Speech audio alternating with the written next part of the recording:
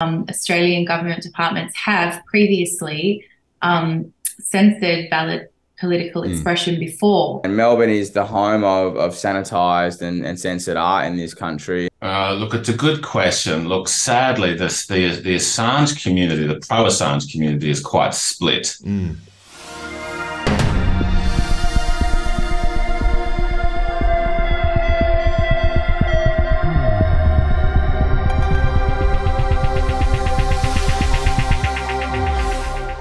The entertainment industry has always been quick to resort to shock tactics to boost sales, from sexually explicit music videos to gangster rap lyrics to violence or blasphemy. If it sells, it's fair game at the big end of the entertainment industry. Recently, we've seen the return of satanic imagery for shock value. Sam Smith, Katy Perry, Lil Nas X and others have brought about the return of the so-called Satanic Panic. That's a derogatory term that was invented in the 1980s to demean anyone that expressed concern at rock bands who traded on the shock value of satanic or at least explicitly anti-Christian themes. The frenzy was really kicked off by Ozzy Osbourne famously biting the head off a bat in what he claims to have been a case of mistaken identity. He believed that the bat thrown by an audience member onto the stage was actually made of rubber and didn't know it was real until it was too late. Whether that's true or not, that one bite certainly had the effect of sparking an outrage and a cultural backlash against rock and especially the dreaded metal bands that lasted for decades. Fast forward to today and it all seems a bit quaint. Their antics seem perfectly pedestrian compared to the shock tactics employed today. Of course, that's only natural. The point of shock tactics is to push outside the boundaries of what's considered acceptable. But in the process, they slowly desensitize audiences, and so to shock them again, they must come up with something even more outrageous. On it goes. 40 years on, there is much argument and debate about whether artists like Sam Smith and Lil Nas X are actually Satanists or just entertainers giving edgy teenagers what they want and cashing in on the outrage they generate. Frankly, I don't know. Nor do I particularly care whether they actually believe any of the satanic rites that they portray. That's completely beside the point, in my opinion. But as an aside, before we get to the point, I can understand people believing in such conspiracy theories, given that we live in a world where we now know for a fact that, to cite just one example out of many, rich and powerful people really were flying on private jets to private islands so that they could abuse children with impunity, and that even to this day the identities of the guilty are being protected, and the survivors are being denied justice to this day. And in that context, you can understand, given that that conspiracy theory turned out to be absolutely true, that people might look at entertainers who cash in on satanic imagery and go out of their way to shove it in our faces, and they might be asking themselves, what if that's not all just an act? It's a fair question, but it's actually irrelevant in my opinion. Maybe they are Satanists. So what? Did you really think that these people were paragons of virtue right up until they put on some devil horns and drank some fake blood? Were you about to model your life after Ozzy Osbourne right up until the moment he bit the head off a bat? Like, what are we saying here? The life of these high-flying, big-end-of-town entertainers is made up largely of excess, hedonism, leading to depression and substance abuse and a disproportionate risk of suicide. These aren't exactly role models to begin with. Is it really that much of a stretch to think that they probably don't worship God and their souls probably are already in peril before they bite the head off a bat? Before they put on the devil horns and prance around in bright red latex? As horrifying and traumatizing as that was. It's not news. Stop pretending that it is and stop rewarding their antics by getting up in arms about it. It's honestly, it's par for the course. It's what we should expect from people that live in that crazy alternate universe that is the big end of the entertainment industry. Instead of being outraged at them, let's invest our energy into finding the people who are not only not Satanists, although that's a pretty good start, but let's find and support the entertainers who might actually be a decent role model, who might actually be a decent human being, who might actually live a life that is even in some small way relevant to the lives lived by you and by me, and whose messages might be ones that we actually believe in and can relate to. And there is plenty of such entertainers to choose from. The US music charts have been fascinating this year, with comparatively wholesome country songs topping the charts for the first time in decades. Most notably, Jason Aldean's song Try That in a Small Town, which vocally pushes back against mobs and looters and people who confuse vandalism with protest. Before that was the rise of High Res and Jimmy Levy with songs like Welcome to the Revolution and God Over Government, and each racking up millions of views on YouTube. I ain't trying to know CNN, MSNBC, and no Fox. Ay, all get funded from the same people trying to keep us all in that box. Ay, I ain't doing this for money, I ain't doing this for no props. We gotta start holding politicians accountable in that swamp. We don't care what they say, it's God over the government. Won't have it any other way, it's God over the government.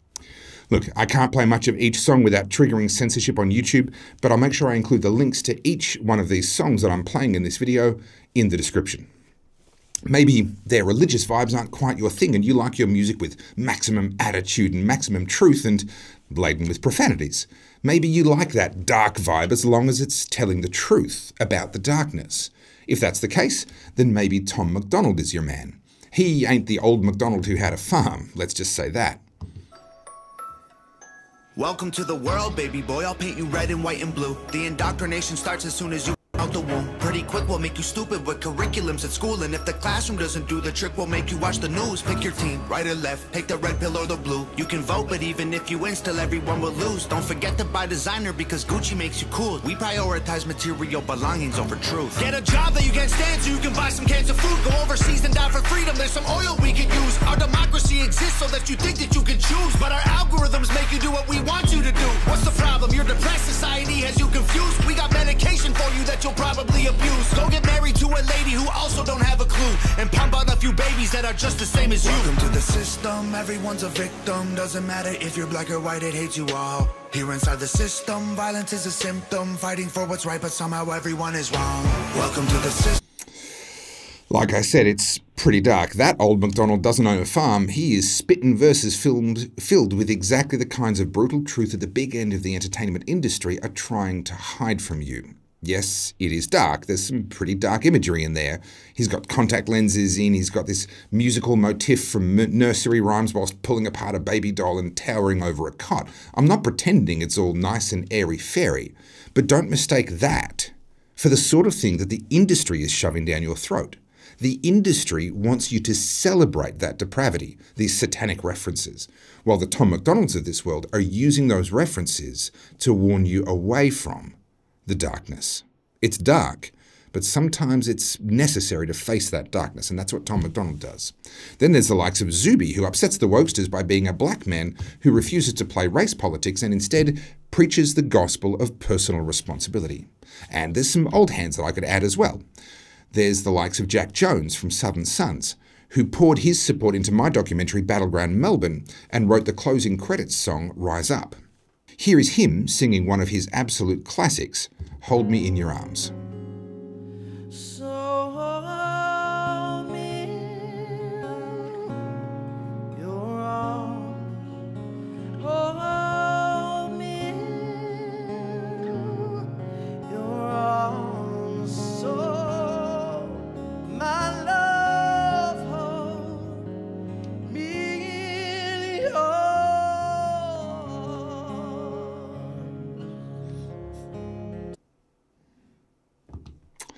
Jack Jones might just be the greatest voice that Australia has ever produced, and an absolutely top bloke as well. Look, I could go on and on with artist after artist. My point is, why get up in arms that people who you already know hate you might also be Satanists? Ha! Who knew? So what?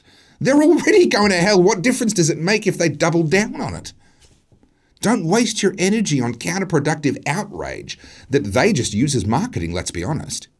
Instead, spend a bit of time finding the artists that share your values, who live a life worth learning from, whose messages contain the truths that are so lacking in popular culture today. Don't allow yourself to spend all your time outraged by things that you didn't want to see. Instead, spend your time seeking out the things that you do want to see. There's plenty of it out there, and most of it is still undiscovered. For example, just this week, we saw the discovery of Oliver Anthony, a red-bearded country singer who's amused himself for years by sharing his songs on YouTube, pretty much unnoticed by the wider world until literally a few days ago. He's just a man with a guitar and a great voice, and a message that people can actually relate to. Here's a clip.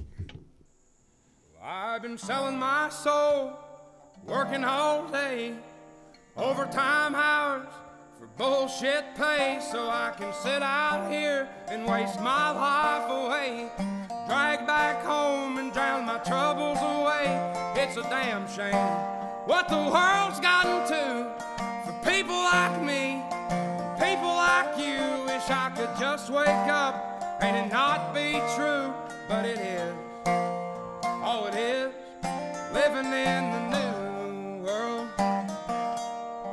with an whole soul. These rich men north of Richmond, Lord knows they all just wanna have total control.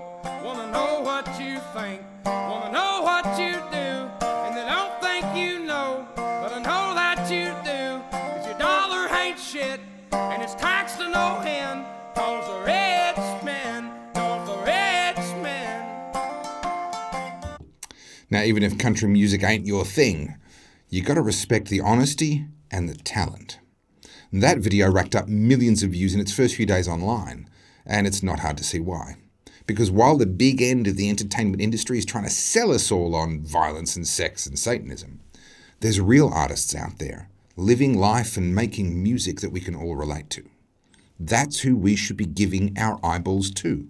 That's whose albums and merch we should be buying, and that's whose concert tickets we should be clamoring for. Being outraged by the bad doesn't help. We know it's bad. We don't need you to point out how bad it is. We know it already. Instead, find the good. Not only will you enjoy yourself far more, but you might just help to discover the next Oliver Anthony and make the world a better place for us all. Now here's the news. Well, recently Julian Assange has been in the news with the continued attempts by the US government to extradite him out of the UK and his continued attempts to not let that happen.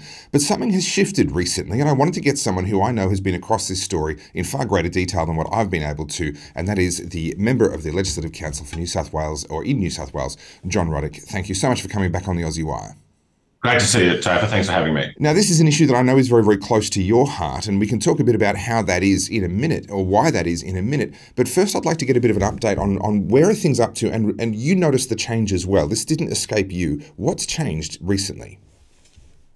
Okay, so America very much has an Asia-Pacific focus at the moment because, you know, I fear there's going to be a superpower conflict in the Asia-Pacific, but Australia is really important to America, increasingly important.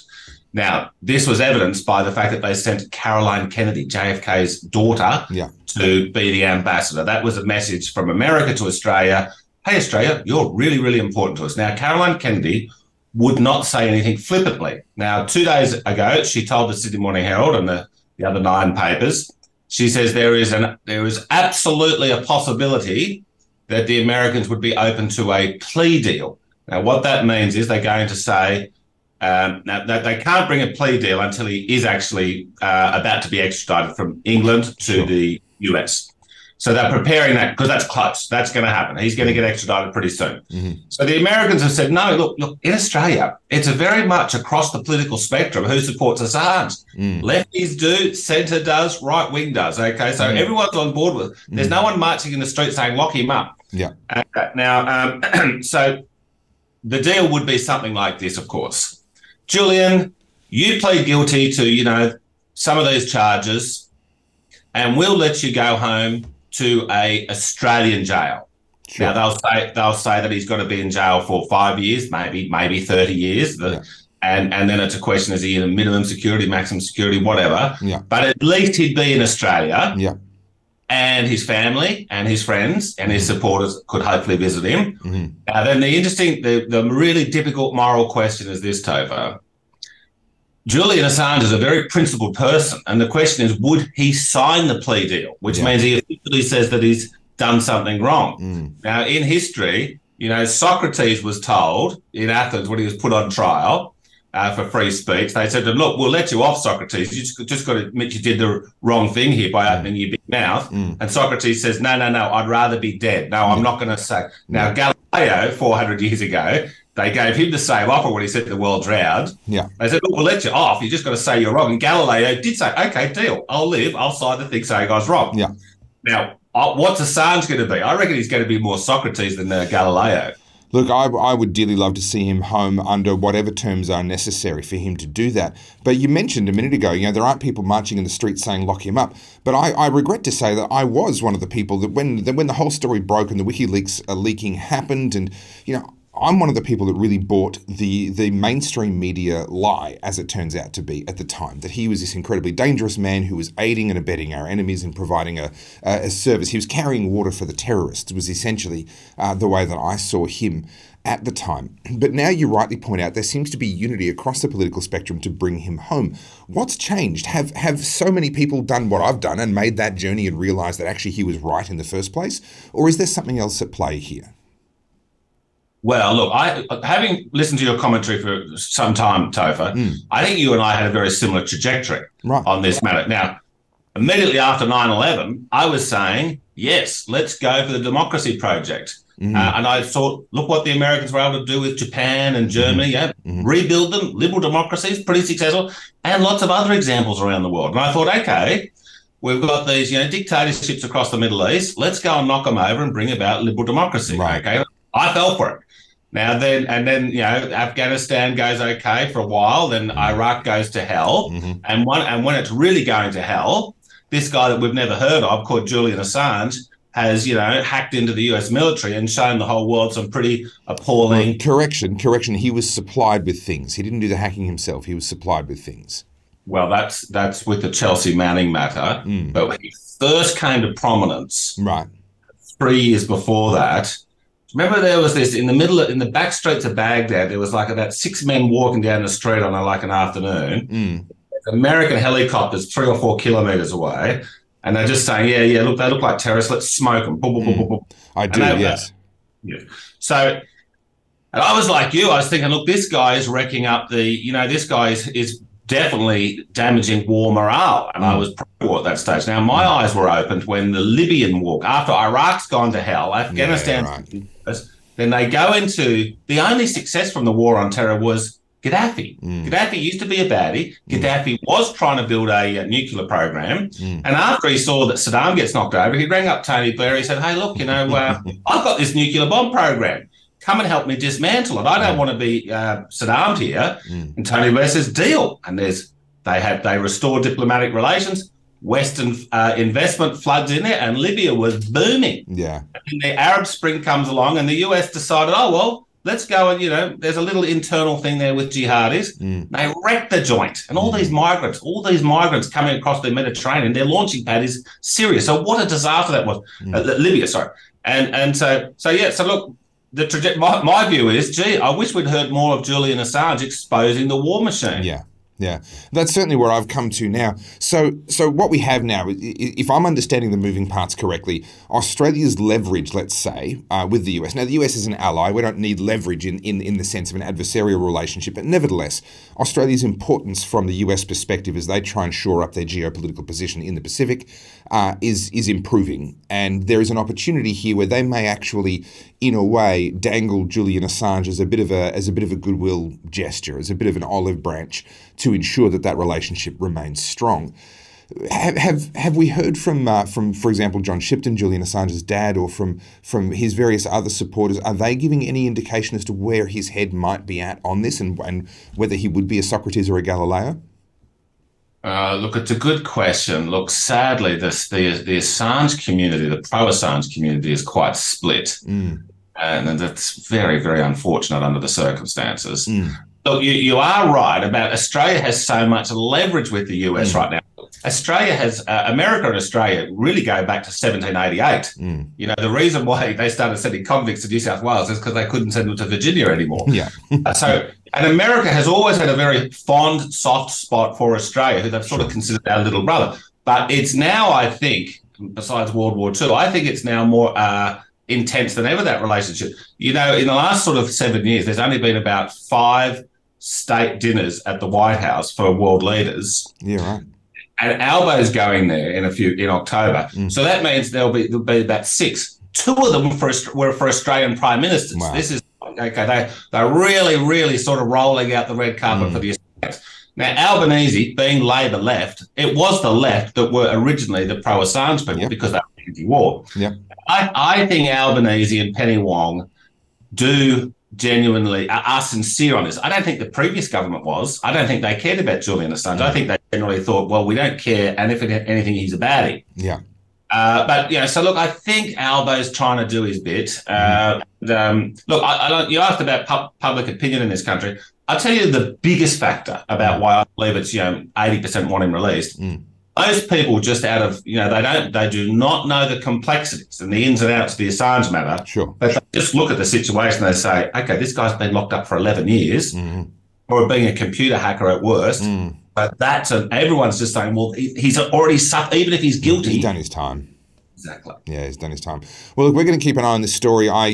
Because of my background, because I was so wrong on this Julian Assange issue, I look for every chance I can now to try and be right and try and do the right thing nowadays. I guess it's a little bit of my own guilt trip trying to make sure that that I make up in some small way for being so wrong on such an important issue. So we are going to stay across this story. I do hope that we can see Julian Assange at a minimum in a situation where he can see family, he can see kids, he can actually have a bit of a life and a bit of those relationships restored to him. John Ruddick MLC, thank you so much for joining us here on the Aussie Wire. Thank you, Topher.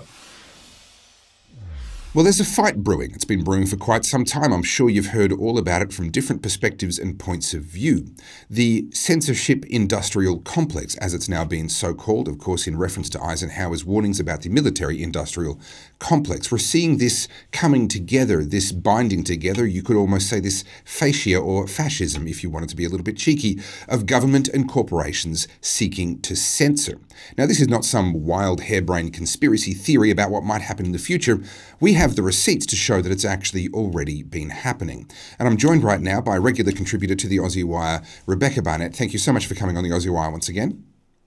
Thanks for having me. Now, you've done some outstanding work on your blog, Rebekah Barnett, news.rebekahbarnett.com.au. We'll put the link in the description of this video, and we'll link to some of your blogs directly so that people can follow up on this story and see the work that you've done. Can you describe for us, when people mention the Censorship Industrial Complex, what are we referring to here? Yeah, well, it's essentially the partnership of the digital platforms and so like the social media platforms, YouTube, Facebook, Twitter, and so on, and government agencies and departments, essentially. And it's looking at the way that they work together to censor otherwise valid speech, usually of just ordinary Australians or of people who are expressing ideas that are counter to an official position on something. So we've seen a lot of it in COVID, obviously, but it doesn't just happen on COVID. Now, when you say obviously, we've seen a lot of it in COVID, obviously. There are those out there who would still insist that this is just a wild conspiracy theory. Why do we know? How do we know that this has actually been happening? Yeah, so you might have heard of the Twitter files. This is Elon Musk opened the internal files of Twitter to a bunch of journalists, and they found many, many, many examples of government collaborating actually with think tanks. Also, think tanks do play a central role in this. And in this case, Twitter, and all coordinating to censor, like I said, valid speech over and over again. And so Alex Antic, a senator in the Liberal Party, was watching all of this and wondered, I wonder if that happened in Australia. So he lodged a Freedom of Information request. And what he found in the documents that were released was that, in fact, it was happening in Australia. The Department of Home Affairs, which normally handles things like counter-terrorism, was monitoring the online speech of Australians in relation specifically to COVID and flagging posts for social media platforms to please take down or restrict. And they did this over 4,000 posts during the pandemic. And these posts included, things that were true. They included memes. I think you've got a picture of I do a meme with Dan Andrews wearing a mask. This post of Dan Andrews wearing a mask was flagged by the government, the Australian government. It's a little bit hard to read. Let me explain what's going on here. What we have on the left of the picture is the warning, the threat or the explanation from the social media platform of why we've pulled this down. It's medical misinformation. On the mask, it says, "This mask is as useless as me." Now, there's two points I want to make here. Number one, we actually have studies showing that masks are mostly useless from a infection control point of view, especially outdoors. As soon as you're outdoors, forget about it. But even indoors, there are only particular environments where masks make a statistically significant difference to the transmission of viruses between ordinary people. And also, this is the statement of a political perspective. And we have in Australia, under our Constitution, our High Court has found an implied right to freedom of political communication. And so this particular example I really like, and you bring it out in your blogs that I'll link to in the description of this video. But I like this one because there actually may be, they may have actually broken the law by censoring legitimate political opinion under the guise of censoring medical misinformation. Yeah, it's really concerning. And then we've got the ACMA bill, which I know you've talked about on this show before. And, you know, ACMA says, oh, no, we're not going to censor political expression in good faith. That's not what this bill is about. But what we see from FOI documents is that Australian government departments have previously censored valid political expression before. So, you know, how do we know that this government department's going to do differently when we've seen other government departments do exactly what ACMA is saying they won't do? It's like the left hand doesn't know what the right hand's doing. Or maybe the left hand does, and they both quite like the fact that they're doing it. I'll give you another example, and that being the court case against the United Australia Party brought by the Australian Electoral Commission over the allegation that the authorisation statement on some of their posters was in font size that was too small. And they literally took them to court, and the court immediately threw the case out. It was the most ridiculous, frivolous case. The Australian Electoral Commission took action against me because prior to me actually choosing to run as a senator for the Liberal Democratic Party, as it was then, now the Libertarian Party, I'd actually released a video that simply explained how preferential voting worked. I had tubs with marbles in front of me. And then once I announced that I was running, they came to me and said, you have to take that down because it doesn't have an authorisation statement on it. I'm like, I made it when I wasn't running. I don't only mention my own political party that I'm running for. I actually mentioned a raft of different parties in a positive manner in that video. It wasn't a campaign piece for any one particular political party, but I was potentially going to find myself criminally sanctioned and certainly very hefty fines if I didn't comply. Same as a UAP. Take down those posters because the font size isn't big enough, or else you face criminal sanction. You face fines. But they didn't do it to other parties that had similar font sizes on their posters. There is a real problem here. It's referred to by some people as the swamp, but creating these new ACMA powers, this new censorship industrial complex, just seems to me to be creating even more opportunities for people just to tilt the scales a little bit just by enforcing on these people and ignoring those people. These sorts of opportunities, very, very, very concerning. What do we know in terms of the situation in Australia? We know, thanks to Senator Alex Antic from South Australia, a Liberal senator, that this has happened in the past. Do we have any information or any indication of where things are at right now? Do we know what ongoing activities there may or may not be from the government? No, we don't. I know that the Department of Home Affairs monitoring COVID speech, that has come to an end. They only had the budget to do that until the end of June this year. Okay. So that stopped. But the Department of Health was doing it too, and we don't know if they're still doing it. The E-Safety Commission is keeping an eye on anything that's, you know, hate related. Now, I do want to say a caveat. They do a lot of really good and necessary work, you know, keeping child abuse content offline and revenge porn and the like. So that's all necessary moderation.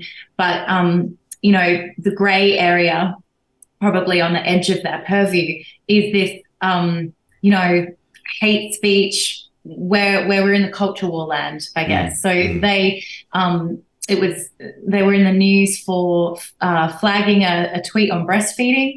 A breastfeeding advocate had tweeted that men can't breastfeed in response to a man tweeting about breastfeeding. So, you know, two democratically valid views that should be able to be said and contested out in the public discourse. But the E-Safety Commission is a bit different to what the Department of Home Affairs and the Department of Health were doing. They were actively monitoring the speech online or the content online, whereas the E-Safety Commission responds to reports. Sure. So if someone lodges a report and says, I feel bullied or this was hateful, then the E-Safety Commission responds to that. And what they did in this breastfeeding tweet case was that they sent Twitter a notice and said that this tweet has violated Australian law and you have to take it down.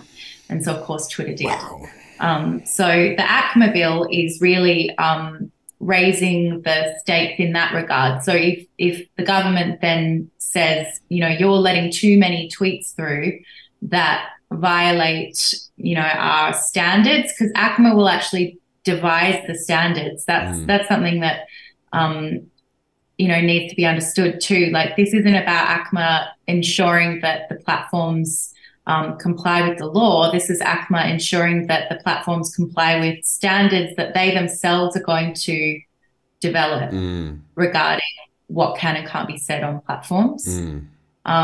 And so that particular bill, which is, I know there's public submissions open at the moment. If people want to have a say about this, they close on the 20th of August. But that particular bill will give ACMA more power to put the screws on platforms to make sure that they are preemptively taking down content that the government might not think they want up there. Well, it's interesting. We're giving these bodies the power to play judge, jury and executioner. The idea that a bureaucracy can turn around to someone like Twitter and say, that tweet has violated Australian law. I find that a curious idea, given that hasn't been contested in a court of law. No judge has handed down a criminal finding, a finding of criminality against the person that posted that tweet. To declare someone to be a lawbreaker without them having gone through due process, I do wonder whether there's a legal trap there that these bodies may be getting themselves into by de facto acting as a judicial system in these matters of speech. Yeah, I think it's in the grey areas that we have the difficulty. So anything to do with hate or harm that's hard to measure, like the ACMA bill talks about harm to the environment or harm to the electoral system or, you know, even to the public order, which, you know, that raises concerns about very much so. Political speech. And I did go back to the department on that and said, you know, doesn't this threaten the right to protest or the right to political speech? And they said, no, we are trying to balance the implied right to speech, because Australia, we don't have a First Amendment, you know, to protect speech. We have what's called an implied right to freedom of speech and freedom of political expression. And they did say that we want to protect that. But, you know, as we've said before, we have seen that, you know, given the way that the government has previously behaved in flagging true information, vaccine injury, people sharing their vaccine injuries, the Department of Health actually asked, this is documented in an FOI, that the Department of Health asked for Facebook to take down a Facebook group where people were just sharing their injuries with each other. So, you know, given that we've seen that to date, it doesn't provide a lot of reassurance that when ACMA says, no, we won't be doing that though, you know. Also, you've got to note that what happened in Melbourne, which you were present for, you know, our governments say, oh no, we're not going to clamp down on your right to your political expression, but all it takes is a virus and suddenly that's nixed, isn't it? Yeah. So Yeah, every time we give the government power, we have to ask ourselves whether you would still think this was a good idea if the person you hate the most in the world was the Prime Minister or the Premier. You know, I play this game quite a lot when at a federal level, who gets to be the Prime Minister changes. And when John Howard was in and he was giving himself more powers, whether it was around immigration or around various other things, I would ask, you know, those that were championing that and saying, yes, you know, go do it. I'd say, well, would you still say the same thing if Kim Beazley had that power? Because he was the opposition leader at the time. And of course, I'd say, oh, no, Kim's a rat bag. He's a this. He's okay, but he's going to sooner or later, John Howard's not going to be the Prime Minister anymore. You know, right now, people that are cheering on the Albanese government, would you feel the same way about those powers if they were in the hands of Peter Dutton? And of course, you know, we know that the left of politics love to portray Peter Dutton as this incredibly dark kind of soul. Well, why are you giving the government more power, given that he could very well end up being the one that wields that power? It's quite an extraordinary thing to see. And as you rightly point out, I was on the receiving end of that. I'm still fighting my way through the courts and fighting criminal charges because they abused powers that they were given to fight terrorism, and they repurposed those to suppress my freedom of political speech. So I think you raised some very serious concerns there. And Rebekah, thank you. I urge everyone watching this, please do click the links that are in the description of this video. Head over to Rebekah's blog. She's covered this in so much more detail than we could possibly hope to include in just a short segment like this. So have a read of her blogs and support her journalism. It is truly outstanding work. Rebekah, thank you so much for coming back on the Aussie Wire. Thank you very much. And I hope people can make a submission. There's just a little bit of closing very soon. Closing very, very soon.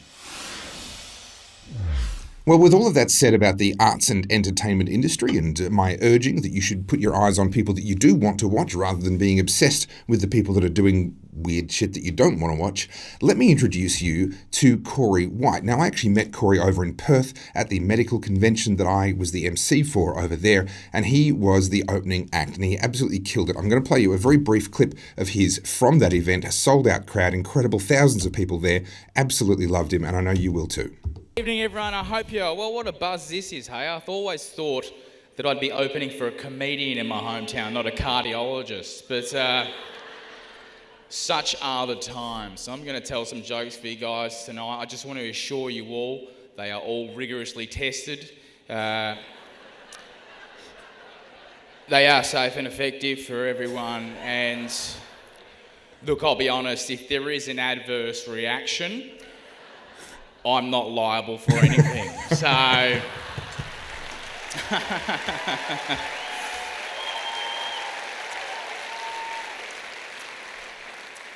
but I don't know, we can talk about this now, and all I can think about is I hope this unvaccinated sperm is the next Bitcoin.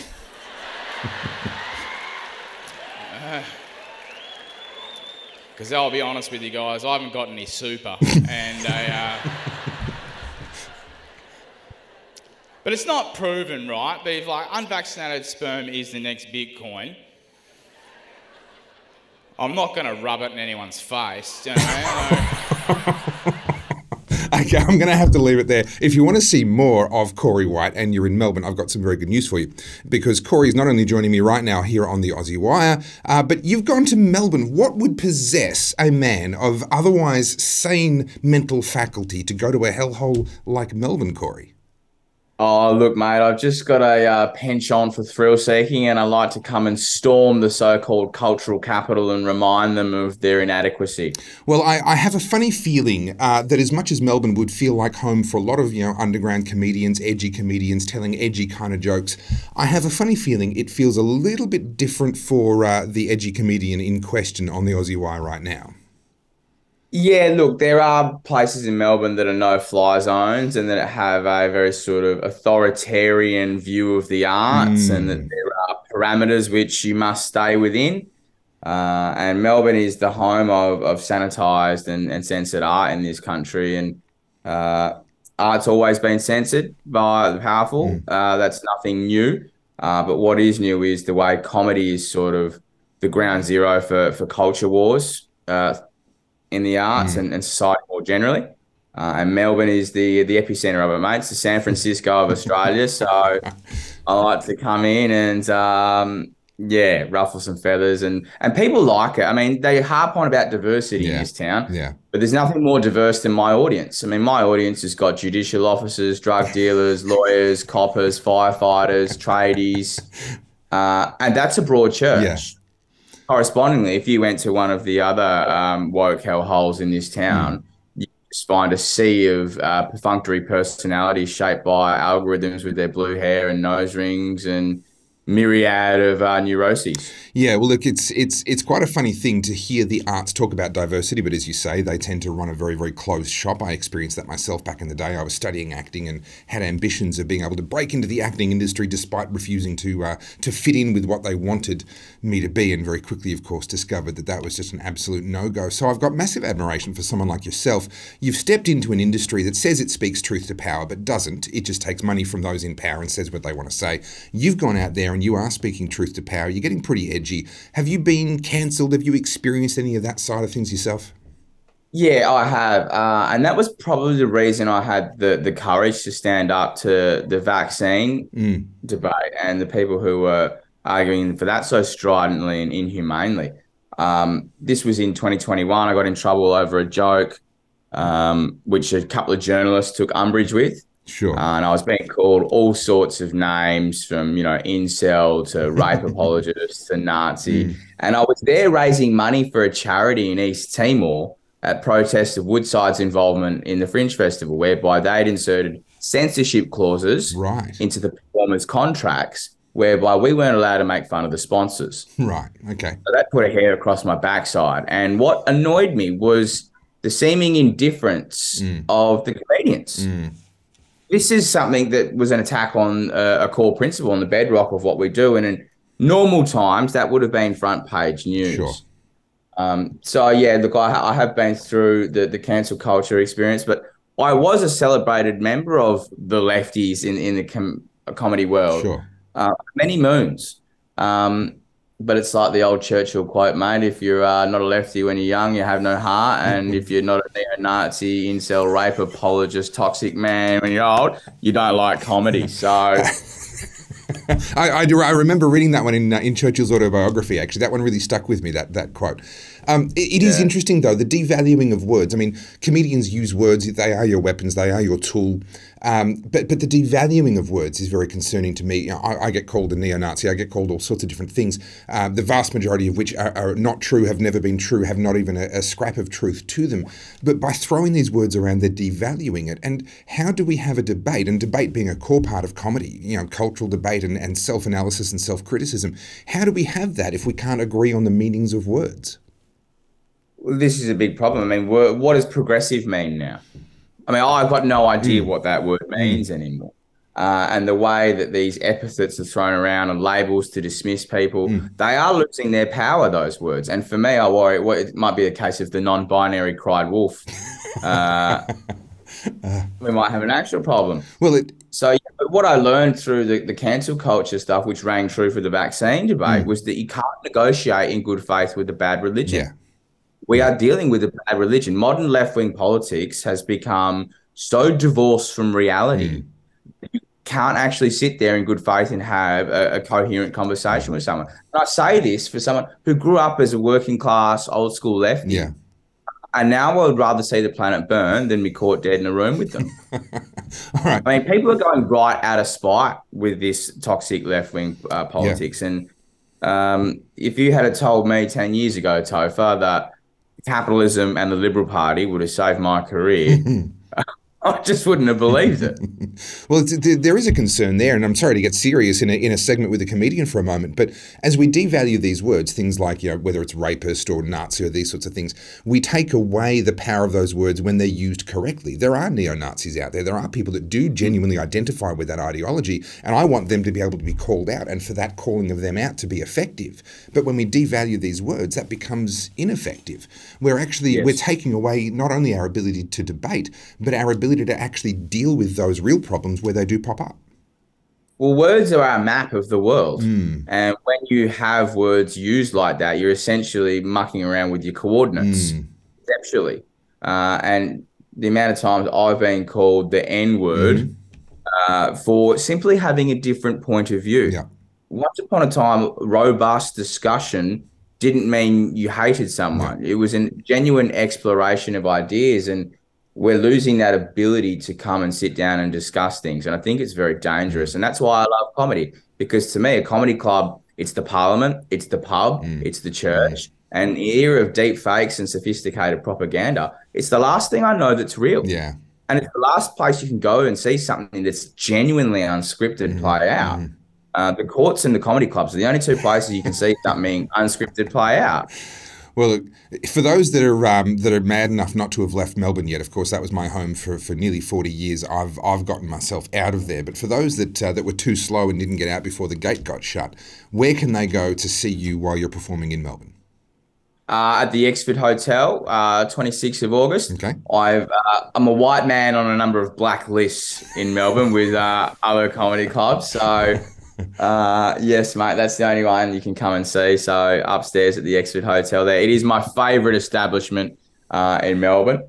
So unlike the previous venue I've been performing in, they can afford security guards. So if anyone wants to punch on this time, FYI, they do have security guards, and they're good blokes too. And not because they bashed a comedian that I don't like. So allegedly. Allegedly, I've got to put that in there.